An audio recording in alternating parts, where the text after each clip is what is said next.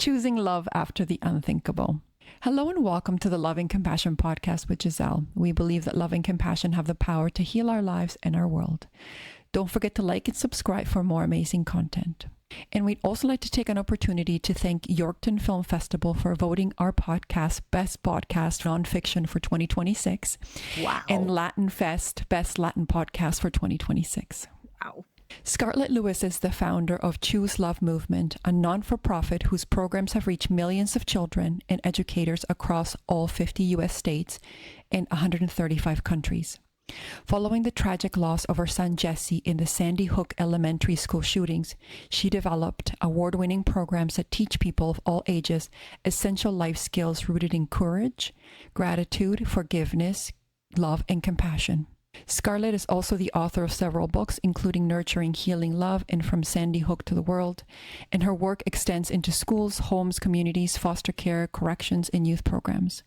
Recognized with numerous honors and awards and featured by many major media outlets, she continues to speak internationally about the healing, resilience, and power of choosing love. Please join me in welcoming Scarlett Lewis. Hi, Scarlett. Hi. So happy to be here. Thank you. Thank you so much for being on the show. Your story is so powerful. I was wondering if you could get started by letting the audience know, for those who might not know about Sandy Hook, a little bit about Sandy Hook and what happened to your son, Jesse.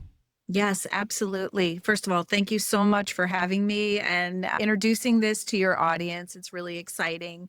So on December 14th, 2012, so that was 13 years ago, my 6-year-old son was murdered in his first grade classroom alongside 19 of his classmates and 6 educators in what is still the worst mass shooting in an elementary school in the US. After that, I realized that what happened was 100% preventable. I just knew that inherently, and it turns out that is accurate. And I decided that I would spend the rest of my life in a search of how we can keep our kids safe and well. So that was the beginning of the Choose Love movement. When you say that you believed it was 100% preventable, what do you mean by that? I mean that in every case, in every school shooting, there are always signs, and other people had feelings and saw issues that went unaddressed. And the Sandy Hook Elementary School shooting is no different. There were signs and things that were happening along the way. One of the things that really bothered me personally in this situation in my own son's murder was that there was never a motive assigned to that school shooting. And a lot of times, if you follow these things, there aren't motives that are identified. And that really bothered me because I kept thinking, if you don't know why somebody is doing what they're doing, how can you solve it? And it turns out we haven't. And so what I did was look at what was currently in place. And a lot of times in our current system, we are very reactive and we focus on the problems. So even in school shootings, if you look at the Department of Homeland Security's pathway to violence, it starts with a grievance and then it escalates up, ideation, preparation, a few other steps to the attack end. We're very focused on the attack end with a $1 billion industry that has grown up around active shooter drills and hardening schools. And I looked at that and I thought, it's interesting that we do that for other things too, as well as mental health and substance abuse. And I thought, wow, if you shifted part of your focus, because that's very important, there are fires, we do have to put them out. But if we shifted some of our time, energy, and resources to the grievance end to address in a proactive and preventative way the root cause of the suffering, then we actually can reduce that suffering and potentially stop not only school shootings, but substance abuse and mental illness and so many of the other society issues of despair. And so that's where I've really focused my efforts because I saw that not many people were doing that. That's not traditionally in our methods. And although I will say great news it is becoming more of a focus. And really, because we've seen nothing else is working. When Jesse was murdered, I had lots of opportunity to speak on behalf of lots of different initiatives that were going on before my son's murder. And I thought, you know what? No, thank you, because those haven't worked. They didn't work for my son, as well as his shooter, by the way. And flash forward 13 years, they're not working now. So I think a lot is in addressing the root cause. And this is a simple concept, but simple isn't easy. It does take effort and it takes all of us. But you know what? We benefit as individuals as well as a society. We're responsible for the world that we're leaving our kids. And so this is actually a way that everyone can get involved to help create a safer, more peaceful and loving world. I love everything that you said. There's so much to unpack. I think the first thing I thought about was the fact that in many systems, not just like you said, when you deal with a school shooter, even with women in violence, the police wait until something has actually happened in order to offer protection. So we wait for something to occur and then react instead of being proactive. The other thing I thought about is the fact that, like you mentioned, there's a lot of invisible suffering that happens. And the school shooter, I think his name was Adam Lanza. Yes. And all these other children that are going through all of this suffering, basically unnoticed, because there was lots of instances where that potential could have been stopped, but it wasn't. Oh, Giselle, can I mention something? Oh, yes, please do. When you say that, that's very profound, because in my research, I've also spoken to school shooters because I want to ask them what I don't think anyone else is asking. How did we fail you? Oh, yeah. You're a child. What was their answer? You're a child, in essence, and you weren't born a mass murderer. So how did we fail you along the way? What were the needs that you had that weren't met? And with all the conversations that I've had, I can boil it down to one thing. It's that they didn't feel seen. And if you think about it, that takes a bit of effort. Instead of saying, as I walk by you, hey, Giselle, how you doing? And walking right past, it means pausing. It means being present in the moment, looking at you, hopefully in the eyes, and saying an open-ended statement to make you realize that I see and value you. If we treated every interaction as a sacred occurrence, which it really is, it would change humanity. And I think this is so important. What I'm talking about are not difficult things. They're really actually very simple. And they're also led by a message that my 6-year-old son left on our kitchen chalkboard shortly before his murder that I found after, which profoundly changed my life and also informed everything that I've done every day since. Those 3 words are nurturing, healing, love. Phonetically spelled because he was in first grade and just learning to write. I didn't walk around saying those words. He wasn't learning it in school. I believe that it was a message that came through him, but I immediately recognized it as the solution. And we know through now decades of research that connection or lack thereof is at the root of almost all suffering, including school shootings, mental illness, substance abuse. And there are things that we can do to facilitate connection, and teaching kids these essential life skills is so vitally important. In essence, giving them an invisible tool belt that they can use for the rest of their life to be able to learn, grow, and be strengthened through painful events, because we're going to be experiencing pain. That's part of the human condition. Nobody escapes it. It's something I have in common with every single listener out there. Physical, mental, and emotional pain. We've all had it. We've all had our hearts broken. Maybe just a little crack, maybe shattered like mine. But in actuality, that pain has a purpose. It's there to help us grow. There's a science behind that as well. And if we don't know that, we fear pain. because nobody wants to be in pain. Yeah. And we do everything that we can to resist and avoid, or maybe even numb ourselves. But in reality, if we can raise kids that understand that pain has a purpose, that are present with those difficult feelings, which is getting harder and harder with cell phones that give us an immediate dopamine hit through scrolling. But if we can be present with it and get curious about what that pain is offering us and learn and grow from us, and then go through this formula that we've developed to let the painful parts go, but to bring forward that wisdom, we benefit from it, believe it or not. Yeah, absolutely. I wanted to mention the fact that there are many systems that we have, including the school system, that really doesn't allow the getting to know each and every child.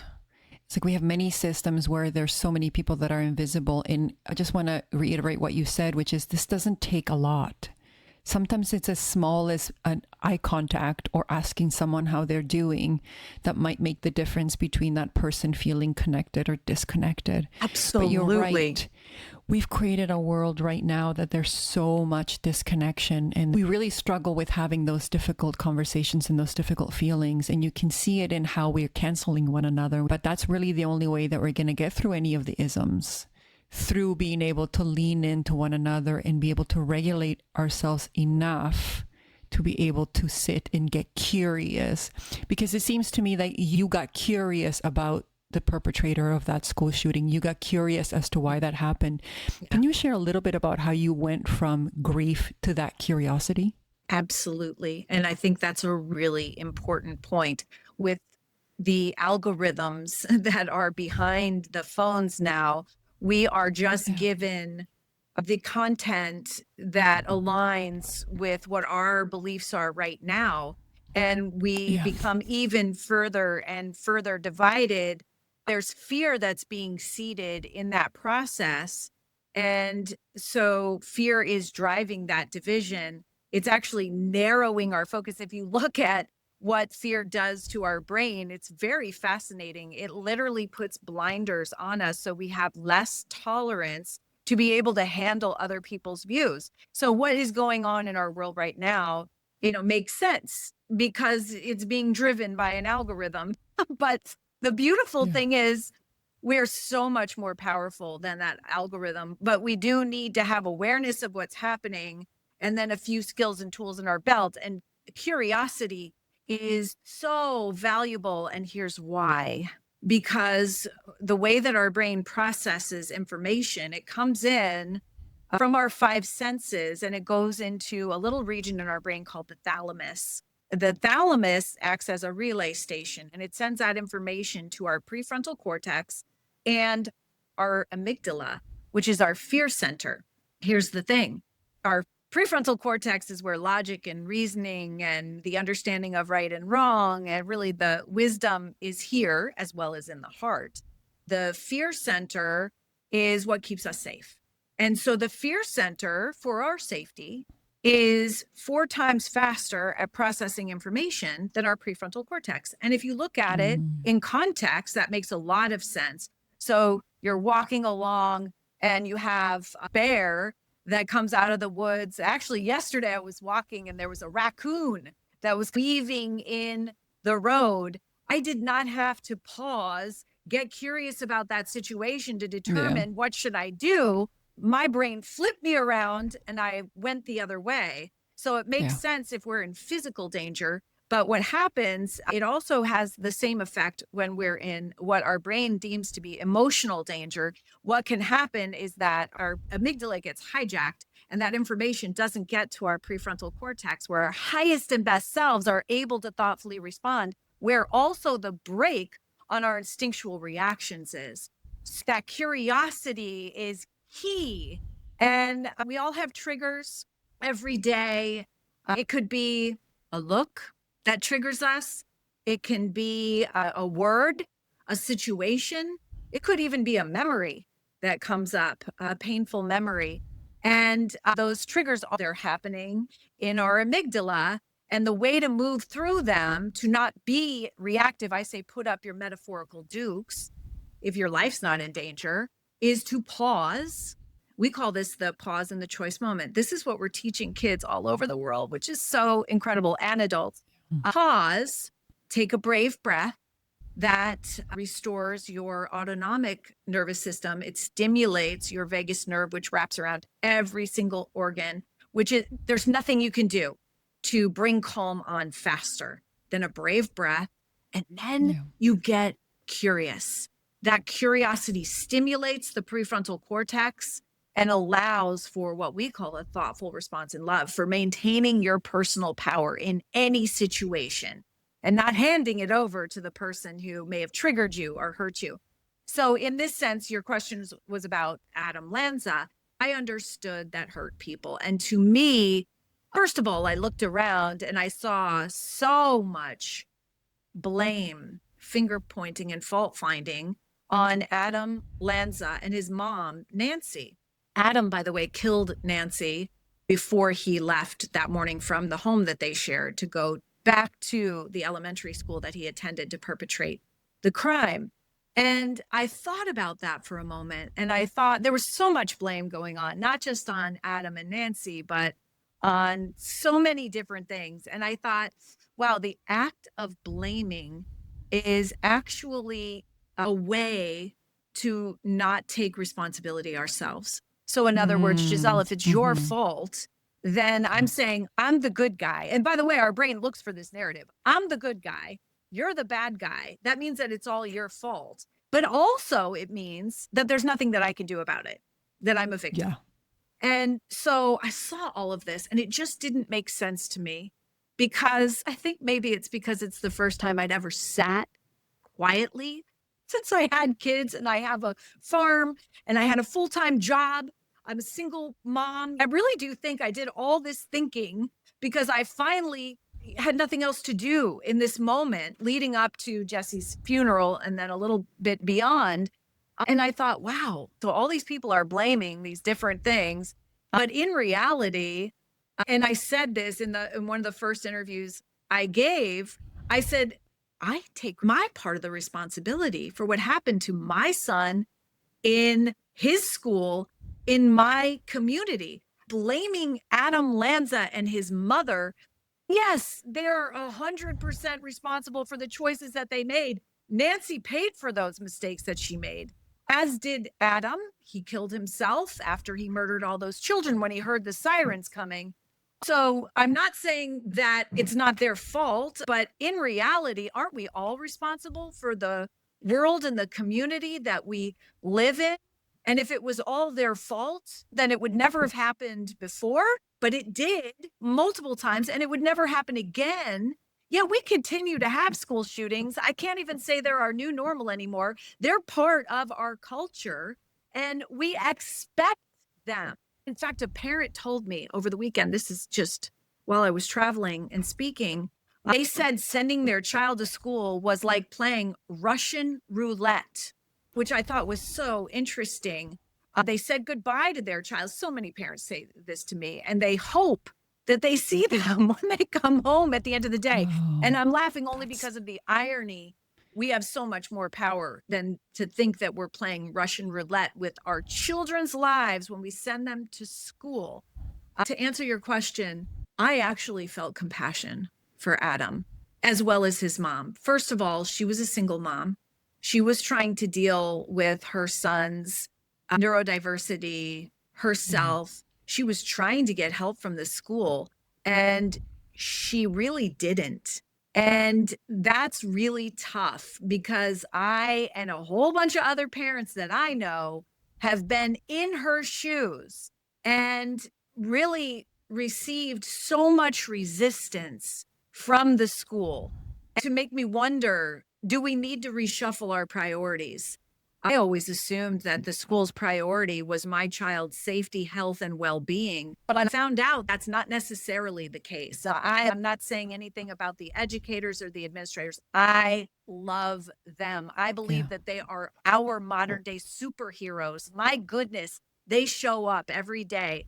But I'm saying the whole system is broken in the priorities. I've experienced and then witnessed finances first, and then liability second, And then I'm not sure on which level our children's priority is, but I believe that if our children's priority was children as a priority were first, their safety, health, and well-being, we wouldn't be where we are. Yeah, agreed. It's funny. I interviewed a mother whose daughter exhibited sociopathic tendencies and actually attempted to murder her sister.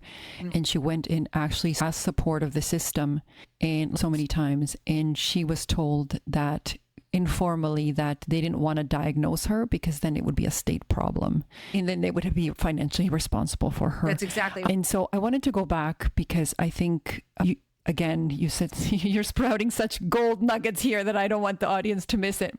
The first thing is the fact that we're all responsible for each other. It's easier to blame other people because that gives us a sense of that person's dealt with.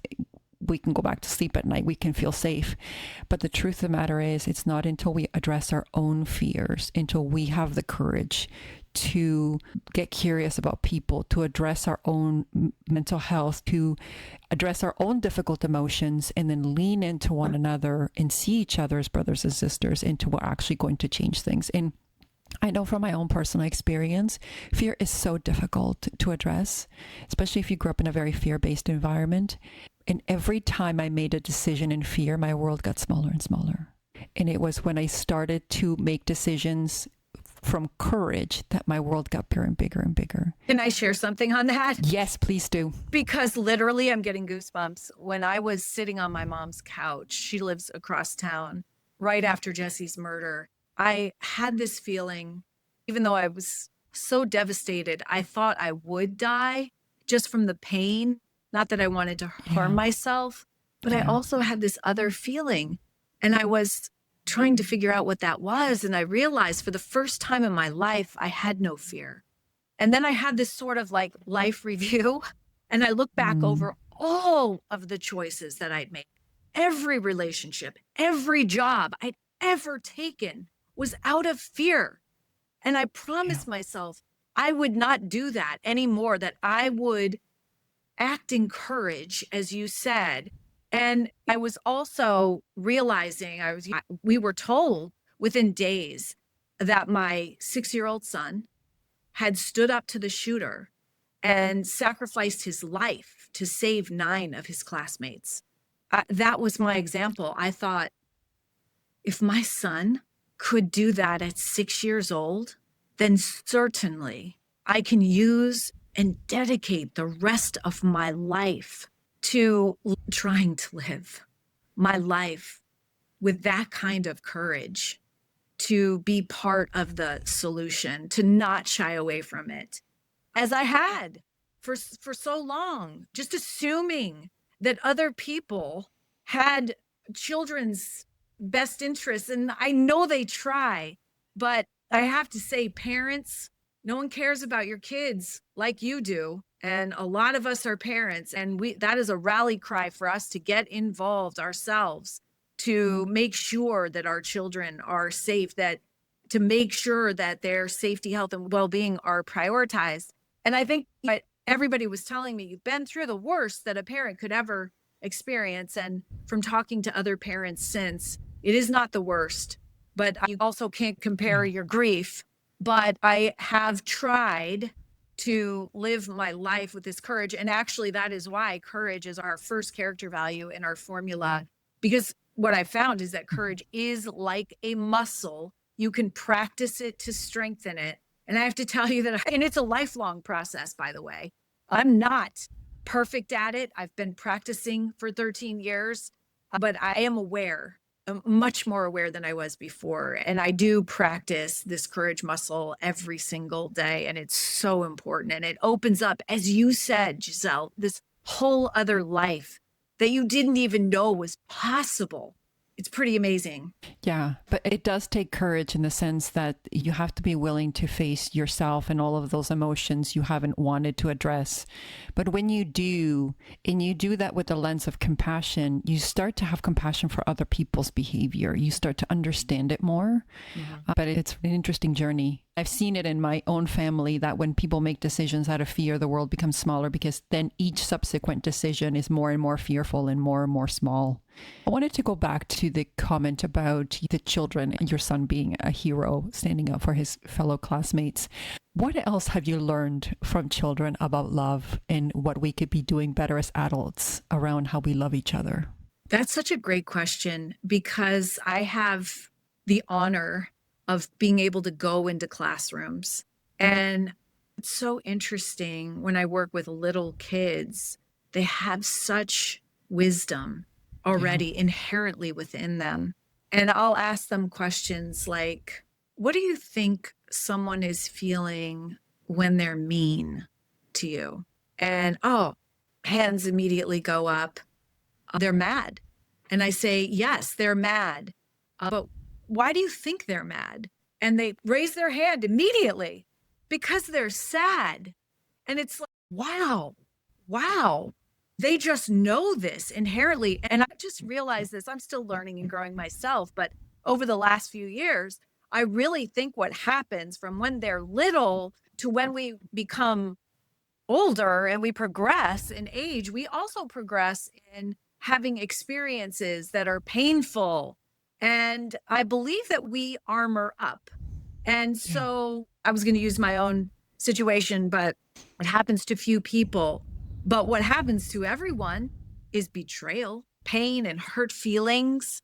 And I think what happens is instead of keeping our hearts open and being vulnerable and getting curious as to why that person is saying and doing what they're doing, we armor up. And so we have this, what I've heard it called a bodyguard. I call it metaphorical dukes that we use as protection.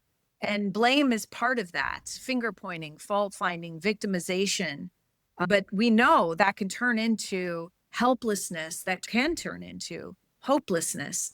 Hopelessness is the single most consistent factor in suicide and violence.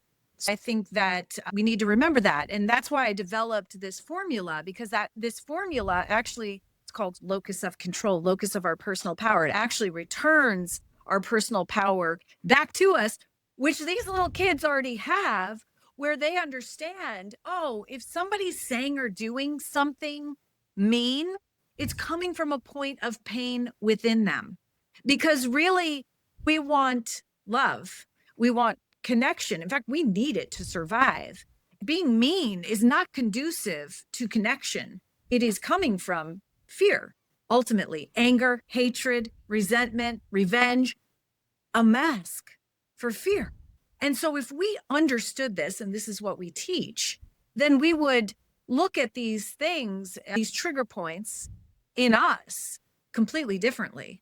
We would say, instead of putting our dukes up and reacting in self-defense, and I'm saying maybe physically, but most often emotionally, we would pause, use that choice moment, pause, take a brave breath. It's not that it doesn't incite pain or even fear. It does, and it should. Can we get into managing emotions in a minute? Yes, please. Because I think there's a huge distinction that needs to be made.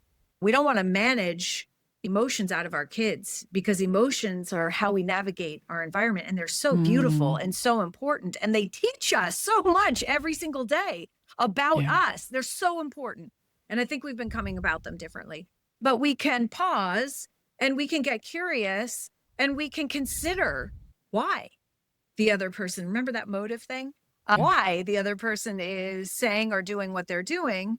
And we can thoughtfully respond with love from our highest and best self. Instead of responding like this, we can respond like this. And so that's really important. And if I can just move straight into unpacking the power of emotions, I started thinking about this too. These are things that keep me up at night. These are the 3 a.m. thoughts that I have, okay?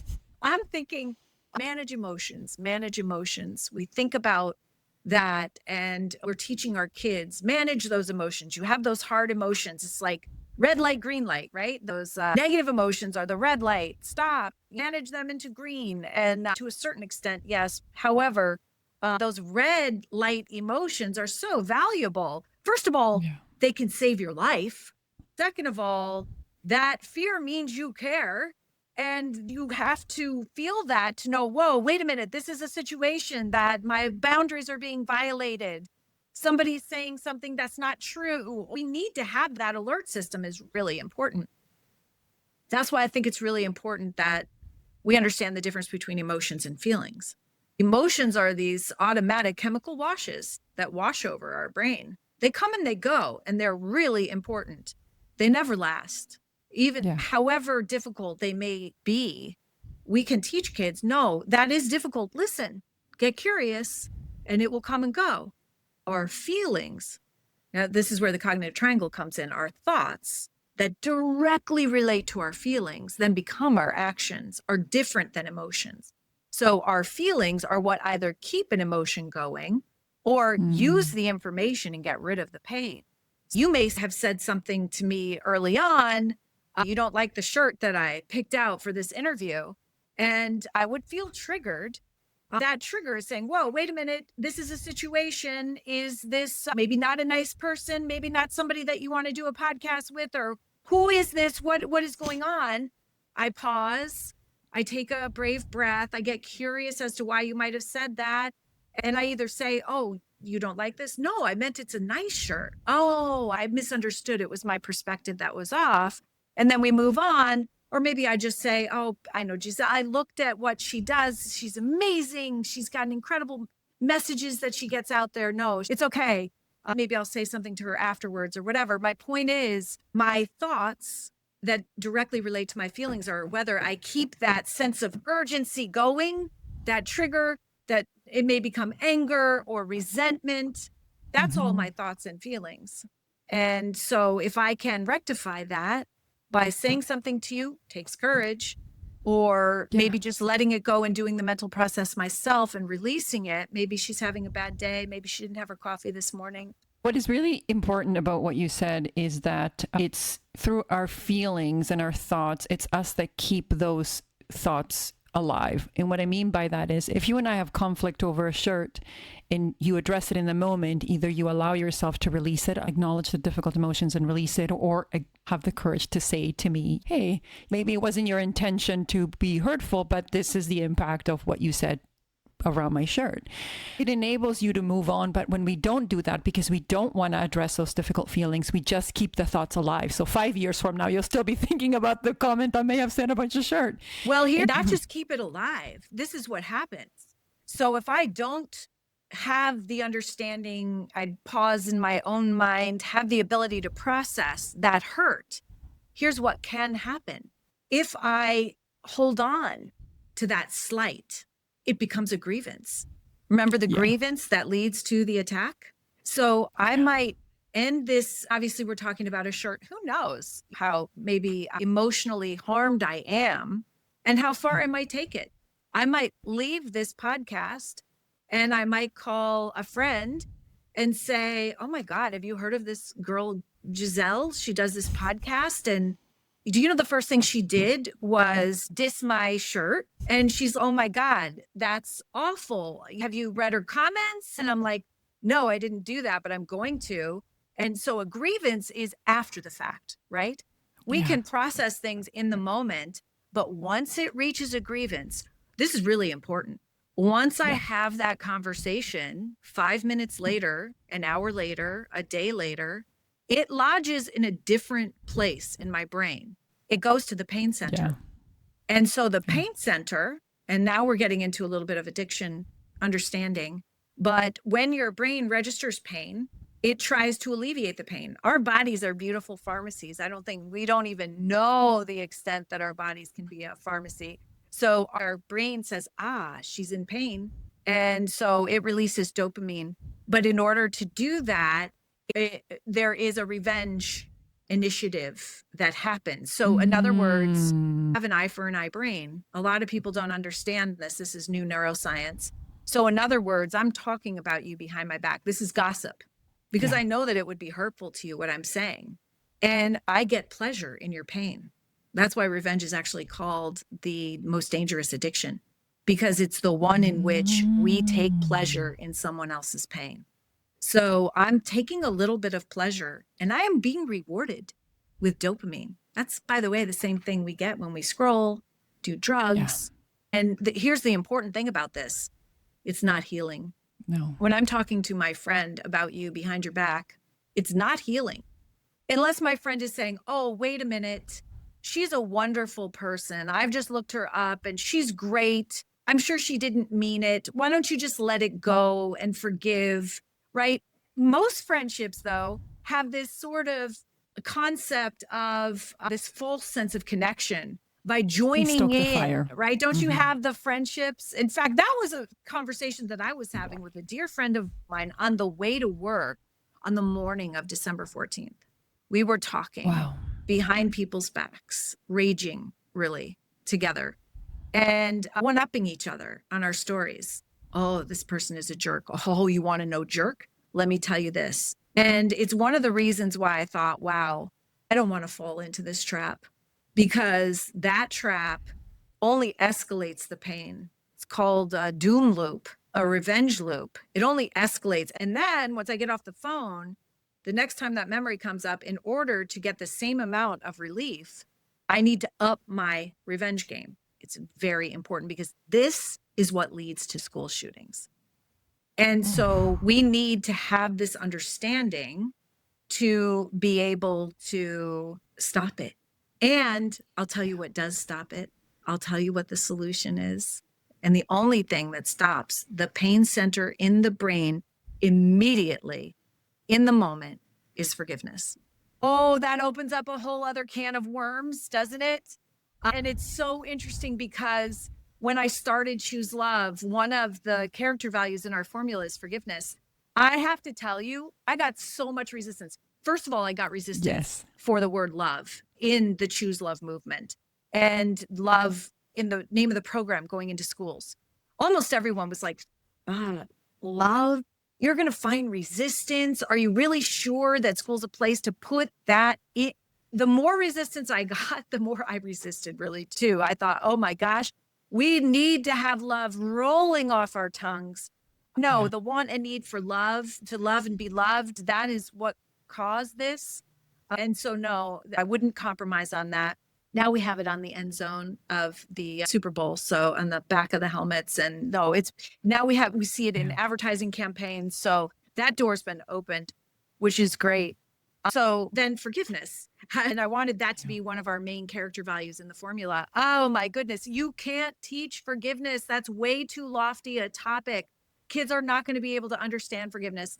And here's the interesting thing. What I realized was we as adults don't understand forgiveness. Kids actually not only can learn it, it becomes the favorite tool that they have. And why? Because it still surprises me, the power of teaching forgiveness. Why? Because they say it's like a superpower. I'm using air quotes for those of you who are just listening. It's like a superpower. And they say it feels so good to let it go. Forgiveness is a superpower. And it doesn't mean what people think it means. It doesn't mean that you're condoning. It doesn't mean that you're forgetting. It doesn't mean that you're saying, oh, I was hurt and it's okay. It's never okay that you're hurt. It simply means that I've processed the pain. I've reaped the benefits. By that, I've harvested the gifts. I have learned from it. And I've let that pain go. It no longer is lodged in my heart and mind. It no longer limits me. In fact, I actually take wisdom from it that I can share with other people to help them in their journeys. That's what forgiveness means. It is a superpower, super tool. We know so much about what it does with the brain and our bodies, and there are decades of research behind the benefits of forgiveness. And it just comes out getting stronger and stronger. And in fact, I will say it's one of the most important things that I did in my own healing is forgiving Adam. And I said that I felt compassion for him, and I really did. And everything that I do every day is as much to honor my son's life as it is for Adam and those kids out there right now that are suffering so much. Everything that I do is for them. So powerful. Just so powerful. I wanted to make a comment because I've had other guests in the past on this podcast, like people that have done what you have done or had the courage to forgive and you have compassion for their perpetrators. And the biggest flack they get is from the people around them, which is so interesting.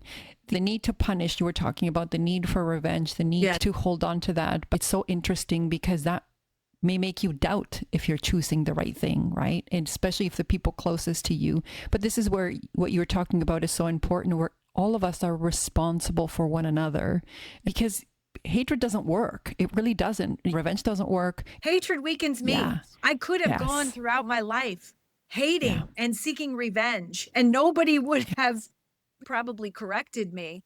But what does that do to me? And I had a 12-year-old son at the time, Jesse's older brother, single mom. He's looking to me to see how to be refined by this tragedy, not defined for the rest of his life. How do I model that for him? Yeah. It certainly wasn't joining an anti-movement and being angry and resentful, and no, absolutely not victimized. It was through forgiveness. Forgiveness is the equivalent of personal freedom. Forgiveness allows you to move forward and learn from the event and then take what you've learned to help other people. That only comes through forgiveness. And you're right. Oh my goodness. Yes, the resistance I got. I was not, I would say, popular person to say that I forgave. And so many people to this day resist. But I talk about it openly and honestly, and I understand that the journey of forgiveness is different for other people. I'm asked to speak to communities that have been devastated, and that's the hardest thing that I do. And I remember in the beginning, the first time I was asked, I was thinking, should I bring up forgiveness? They've just experienced this terrible thing. Is it too soon? And I thought, they're asking me, and that's part of my message. I'm seeding this power into children. So yeah, I think that I will. And I do bring it up, and I say, I'm just offering it to you, and you do with it as you will, but please at least look into it and think about it, because the person that it benefits is not necessarily the person who did the crime. Oftentimes, in the case of school shootings, they're dead. It was premeditated suicide. They know that they're going to die. They want to die. They just want to take out as many people as possible. It benefits you. You're the benefactor, as well as your children and future generations, because we know that trauma passes down through generations. You benefit. So please become educated on this. You want the best for your children. Of course you do. And that includes teaching them about forgiveness. Yeah. And what is so fundamental about your work is that nothing is going to change until we get curious and until we truly understand what people that commit the crimes really need. We can arm ourselves all we want. We can do as many drills as we want. But until we actually care about the people who are doing this and understand why they're doing it and support them and help them, love them, forgive them, and find out what it is where we are dropping the ball, nothing is going to change. Nothing is going to change. I was talking to someone who actually forgave her perpetrator for a sexual assault. And she was talking about the fact that all of the sexual assault literature is for women. It's focusing on women. But until we figure out why these people are doing this, like what they need, what they haven't received, nothing is going to change. And so this is where I think your work is so important and essential. Just a couple more questions, because I know you do have to get going. The first one is, one of the things I'm really interested in is the process of rehumanization. I believe that we all have the potential to dehumanize and rehumanize. From all the people that you've spoken to, either in your podcast and in your work, is rehumanization possible, and what are the factors that help us reconnect to one another? That's beautiful. I actually just gave a talk in Portugal on catalytic philanthropy. And part of that talk said that we're all philanthropists. I think you said we're caring for one another. But philanthropy, if you break down the root, is really love of humanity. That includes ourselves. So I think, yes, absolutely, it's possible. But it takes awareness an effort on a personal basis to become the best version of yourself, to put what I call your metaphorical dukes down, to start loving yourself. In fact, I call that the number one most important gift that we learn, not egotistical love, but literally loving and appreciating yourself so that you can love and appreciate other people. It takes that pause, that sacred pause in what we call the choice moment between what happens and our response. It takes a little bit more discernment. It takes, and it will take, understanding the contempt that is being seeded amongst us via the news, the polarized news, and social media. Once you start realizing the contempt that they're trying to seed with these algorithms, I say they are trying, that these algorithms are seeding amongst us literally hatred of each other. Yeah. I don't know. I've seen comments wishing people dead and their children. Whoa, wait a minute. Once we understand the power that we have as individuals from our thoughts, that's when we start to create a new world. That's when we start to understand that we have the power to create positive change. That's the definition of hope. As a famous anthropologist, Margaret Mead, said, it takes a small group of people to understand this and then to move forward with it. And you're not a victim of anything. You are incredibly powerful. And I think that people need to understand this. And I think they need to start helping their kids understand this as well. I hope that people walk away from this realizing that they are responsible and can create the world that they want to leave their children. Don't think, however, that anyone else is going to do it for you. Because if we thought that somebody else was going to come in and do it, and I mean down to the level of keeping our kids safe, we were wrong. It has to be us in a sense. It makes sense. And once you start realizing this and once you start doing the work within yourself, it feels so good.